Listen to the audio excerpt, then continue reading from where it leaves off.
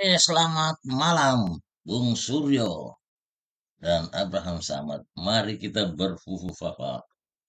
Seperti biasanya netizen, hari ini saya menghadirkan tamu yang luar biasa nih. Sahabat kita semua, Bung Roy Suryo. Assalamualaikum. Waalaikumsalam warahmatullahi wabarakatuh. Luar biasa nih Bung Roy Suryo. Masih semangat. Pakai Harus. telematika. Harus Bang ya? Semangat tuh, hostnya semangat kok. Soalnya hostnya namanya Abraham Semangat. Ini bagus nih. Kita dapat lagi singkatan Abraham Semangat. Jangan sampai loyo ya. Betul. Kalau kita loyo susah kita hadapi. Oh fufu-fafa. iyalah. Itu. Bung Roy, Betul. gimana nih perkembangannya setelah saya lihat ini beberapa hari terakhir ini orang hampir tapi mudah-mudahan tidak Oh, iya. hampir sedikit bergeser isunya ya, tidak lagi ke fufu-fafa. Padahal ini kan isu yang harus tetap kita kawal ya. Harus. Saya ingin tanya nih Mas Roy. Ini kan pernah Budi Ari nih nantang-nantang Aha. Mas Roy nih bahwa Ya. mari kita buktikan siapa pemilik akun fufu-fafa. Nah, dan yang menarik, ini update terakhir Oke. di podcast sebelah, Podcast sebelah, ya. sebelah. Podcastnya biar nggak ada yang ditutup lah. Ya, jelas. Bang Deddy Corbuzier, Oke. itu Budi Ari hadir di situ. Oke. Dan dia tetap dengan statementnya ketika ditanya soal fufu-fafa, Oke. dia bilang ada waktunya nanti akan cerita. Gitu. Jadi dia berjanji bahwa akan membongkar siapa Ya, pemilik. tapi menariknya, Bang, Oke. ketika ditanya sama Deddy? Deddy, dia bilang yang jelas bukan Gibran. Dia bilang gitu. Oh, jadi dia tidak sampaikan siapa pemiliknya, tapi dia Bukan katakan Gibran. yang jelas bukan Gibran. Saya khawatir ini ada buying time Hmm. untuk yang akan menjadi kambing hitam. Oh, jadi ada yang dikorbankan nanti. Ya, karena apa? Karena hari-hari ini sebenarnya kalau netizen ngikutin, Oke. sudah mulai akan dicoba dalam tanda kutip dicoba mengkambing hitamkan saya. Iya, saya lihat banyak orang yang Banyak tiba-tiba muncul kan ya. gitu. Ada cewek Intan itu yang Ya. dari Bogor yang dia tanpa ilmu sama sekali Ya. tiba-tiba bilang Roy Suryo tuh adalah fufafa gitu. Memilih bahkan dia bilang sudah masuk penjara gitu. Mamam tuh 9 bulan gitu. Untung nggak 9 tahun dia bilang. Tapi ya Tuhan tuh Maha Besar. Allah tuh tidak pernah tidur. Oke. Saya tidak melakukan apa-apa, Bang. Cuman saya senyumin aja. Meskipun banyak banget kan teman-teman yang dorong, Mas, pidanain aja. Ya. Tapi saya bilang gini, Bang Abraham. Saya termasuk orang yang menyusun Undang-Undang ITE sejak awal. Ya. Undang-Undang 11 2008, Oke. 19 2016 sampai terakhir yang revisi terakhir yang Undang-Undang 1 2024. Oke. Undang-undang itu awalnya sebenarnya untuk tujuan kebaikan. Oh, tujuannya baik. Tujuannya baik untuk transaksi elektronik. Oke. Jadi yang misalnya ada kesalahan itu kesalahan ketika orang melakukan transaksi elektronik. Tapi karena ada kata-kata atau ada pasal-pasal yang kemudian ditambahkan, kemudian untuk pencemaran nama baik dan lain sebagainya, akhirnya undang-undang itu menjadi ditumpangi atau disalahgunakan. Oke. Saya pun menjadi korban undang-undang Oke. ITE, sempat kan? Iya, Jadi korban. korban. Nah, tapi saya tidak mau mengorbankan orang lain Lewat karena undang-undang itu. Iya. Oke, jadi makanya Mas Roy Suryo tidak mau laporkan. Nggak perlu. Dan ternyata benar kan? Anak itu akhirnya kan kayak kalau sebutannya netizen kena mental anak itu. Akhirnya minta maaf. Tanpa ada apa-apa dia udah minta maaf. Bagus. Meskipun banyak yang masih ngejar sih teman-teman. Mas, kejar terus sampai dia minta maaf pribadi. Udahlah, nanti ada waktunya gitu. Iya. Nah, terus ada lagi ibu-ibu yang pakai hijab. Wah, dia nantang-nantang gitu. Wow, kalau perlu ayo kita buka laptop gitu, kita pakai laptop, kita Di uji data podcastnya dia di ngomong. podcastnya dia gitu. Oke. Tapi kan ditanya sama moderatornya, sama Oke. hostnya, kenapa nggak ibu buka data aja sekarang biar jelas kan gitu? Nggak bisa. Kalau ini saya buka, saya di take down. Terus lucu ini banget. Dia panggil nama senior. Iya. Coba Karni Ilyas gitu. Iya. Suruh panggil saya. Muncul di ILC.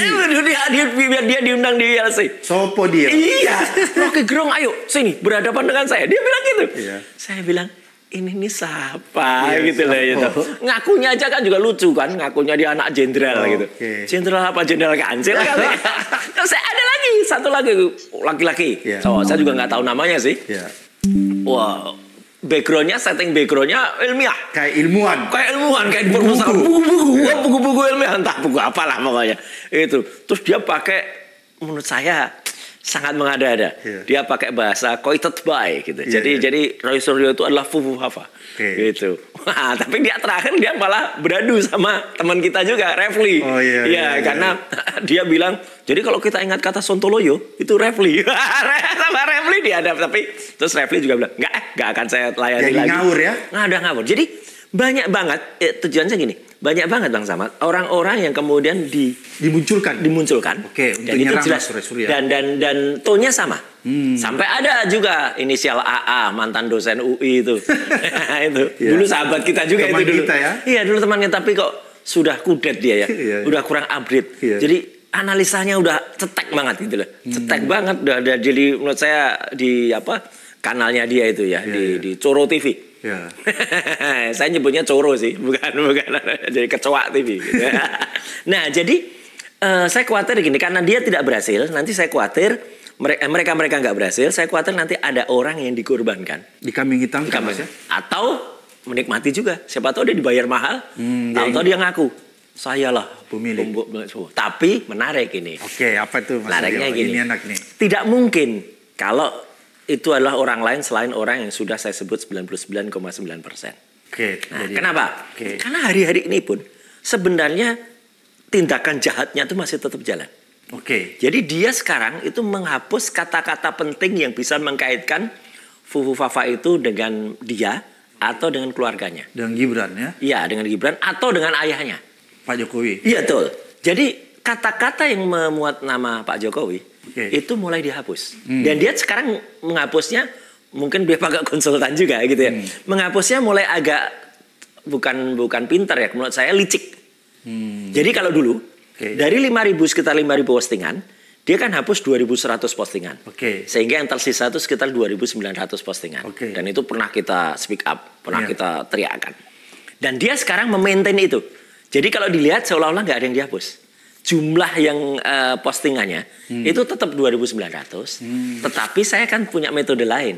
Nah ini bukan hanya kita lihat jumlah postingannya saja, tapi ukuran keseluruhan bytes-nya. Jadi ibaratnya kalau buku, saya nggak lihat hanya tebelnya halamannya buku. Karena kalau buku itu dicabut satu lembar kan kelihatan. Nah, saya lihat ternyata buku itu lembarannya masih sama, tapi ada beberapa hal di dalam lembar-lembaran itu yang dihapus. Jadi kayak di tip X, kalau zaman dulu tuh, kalau zaman kita di tip X dihapus-hapus. Nah, itulah yang dia lakukan sekarang di akun Fufu Fafa di Kaskus. Untuk menghilangkan jejak. Untuk menghilangkan jejak ada nama-nama tertentu. Misalnya adalah kata-kata Pak Jokowi tadi. Contoh, ini ada satu contoh. Ada suatu saat ketika ada tanggalnya, ada bulannya, tapi besok suatu saat saya presentasikan. Itu nanti buat acara kita akhir tanggal 26. Tanggal 26. Bang Abraham udah nyebut lah. Tanggal 26 nanti akan ada ilmiah. Ini ilmiah. Kan disebut kita ini omon-omon. Enggak lah. Kita akan buka secara ilmiah. Nanti ada itu. Contohnya. Jadi misalnya ada ketika Gubernur DKI waktu itu Pak Jokowi itu sempat marah-marah ketika sidak kok anak buahnya tidak ada di tempat. Waktu masih gubernur ya? Waktu masih gubernur. Ya jelas sidaknya jam setelah Jumatan gitu loh. Pasti orang nggak ada ya? Pasti orang nggak ada gitu. Abis Jumat orang makan. Makanya, jadi di situ tadinya kalimat itu dia jawab detail itu si Fufu Fafa itu. Ya jelas Pak Jokowi gini. Terus dia ada jam-jamnya. 12.30 berapa sidak gini. Nah, sekarang dia hapus kalimat Pak Jokowinya. Dan tapi dia tidak menghapus jam-jamnya.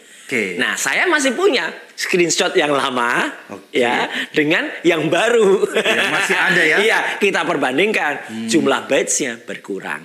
Kan kalimat di sini misalnya ada 1.000 kata. Sorry nggak sampai 1.000 lah, 500 kata.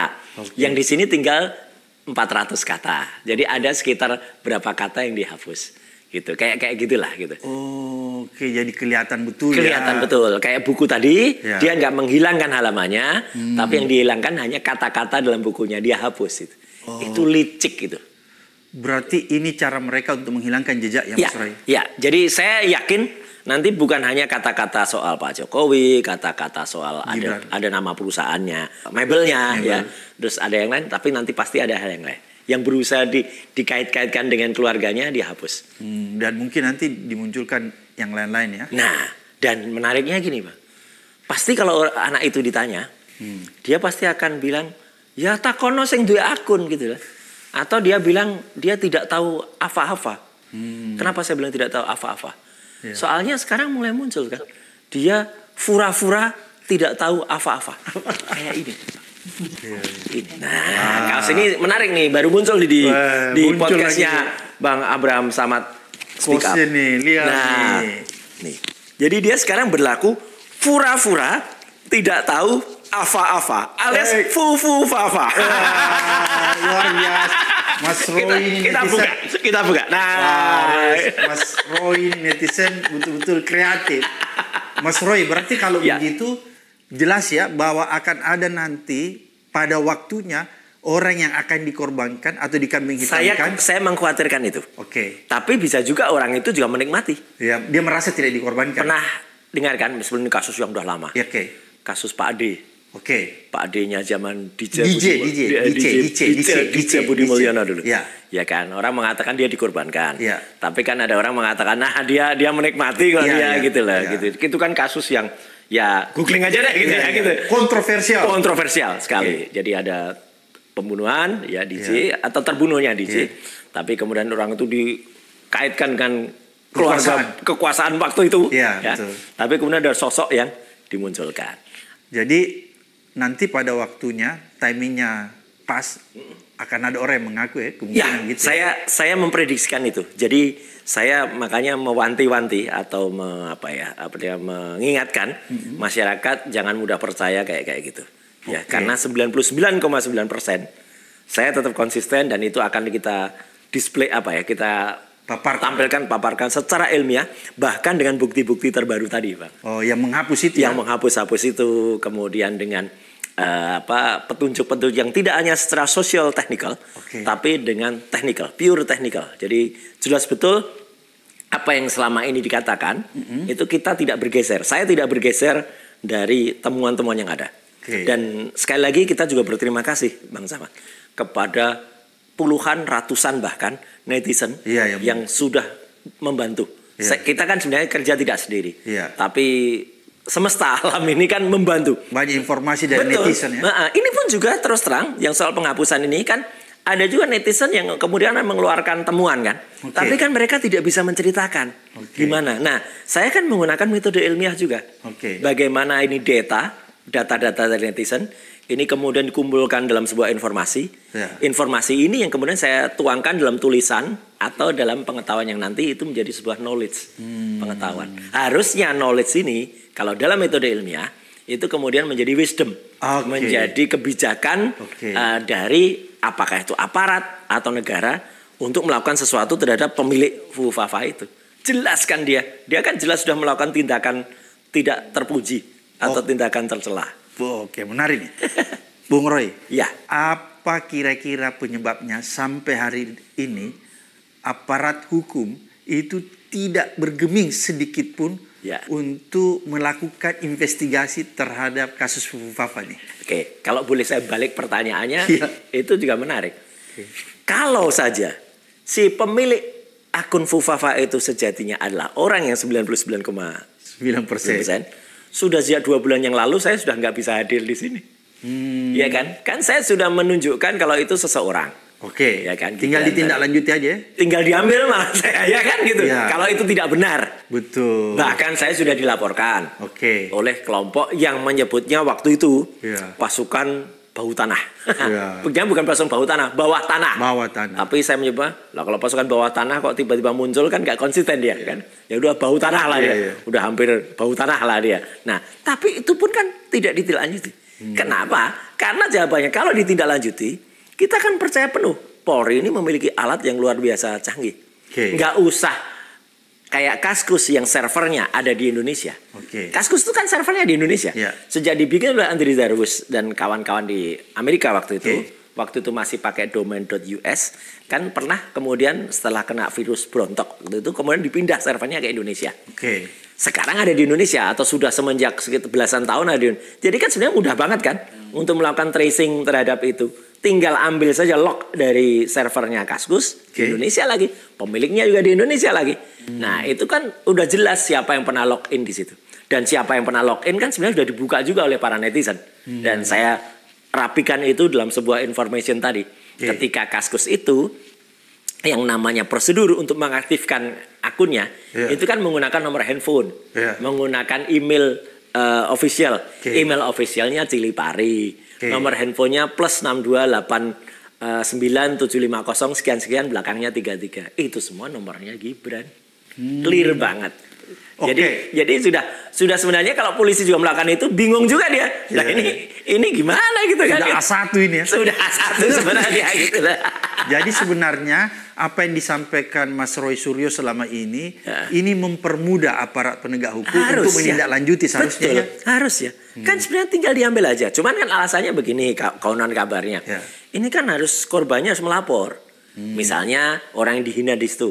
Presiden kita yang terhormat Pak Prabowo kan banyak sekali dihina di situ.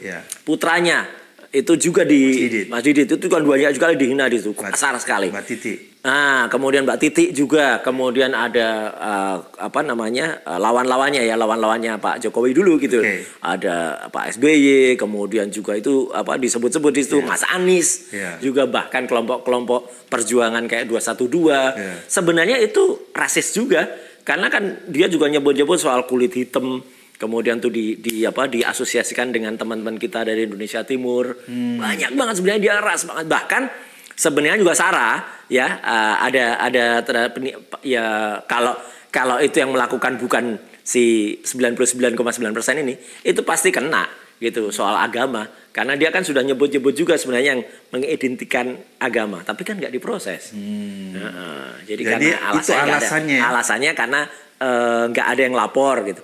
Cuman kan sebenarnya ini sebenarnya bukan masalah lapor. Kan formnya kan bisa juga pakai form A laporan atau pakai form B polisi yang melakukan sendiri untuk menindaklanjuti. Harusnya kalau itu. Menurut saya ini kan delik yang bisa dikenakan, ada delik yang tidak termasuk dalam konteks delik aduan. Iya, ini kan bukan delik aduan. Iya. Atau misalnya menggunakan hal yang sudah menimbulkan hebohan dalam masyarakat, keresahan dalam masyarakat. Masuk ini udah. Iya, dan ini bukan yang dibuat-buat. Kayak dulu saya ketika dikriminalisasi waktu itu kan dibuat-buat gitu. Mas Roy dibuat.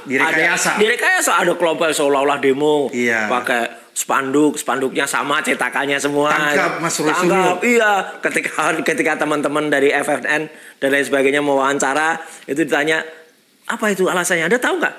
Oke, luar biasa netizen. Apa yang disampaikan Mas Roy Suryo ini, mudah-mudahan ini mencerahkan kita. Amin. Menjadikan sebuah pelajaran berharga sehingga kita tetap bisa melihat sebuah kebenaran. Sampai ketemu di episode berikutnya di Abraham Samad Speak.